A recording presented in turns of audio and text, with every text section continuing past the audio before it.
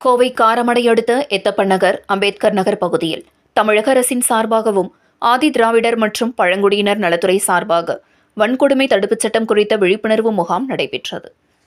கோவை மாவட்டம் காரமடை அடுத்த அம்பேத்கர் நகர், எத்தப்பன் நகர் பகுதியில் ஆதி திராவிடர் மற்றும் பழங்குடியினர் நலத்துறை சார்பாக வன்கொடுமை தடுப்புச் சட்டம் குறித்த விழிப்புணர்வு முகாம் நடைபெற்றது.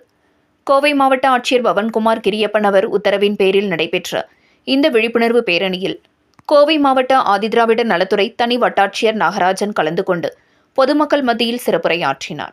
அப்பொழுது அவர் பொதுமக்கள் மத்தியில் கூறியதாவது: ஜாதிகள் இல்லையடி பாப்பா, குலத்தாழ்ச்சி உயர்ச்சி சொல்லல் பாவம் என மகாகவி பாரதி அன்றே கூறி சென்றுவிட்டார்.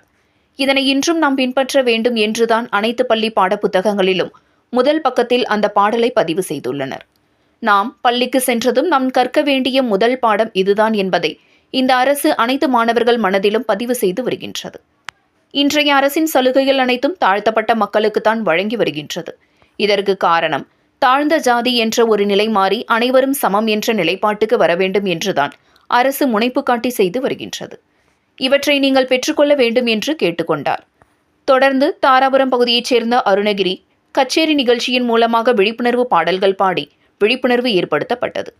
இந்த நிகழ்ச்சியில் இப்பகுதியைச் சேர்ந்த பொதுமக்களான உஷா, இந்திராணி, பூர்ணிமா, புஷ்பா, சுமித்ரா உள்ளிட்ட 200க்கும் மேற்பட்டோர்கள் கலந்து கொண்டு விழிப்புணர்வு அடைந்தனர் என்பது குறிப்பிடத்தக்கது.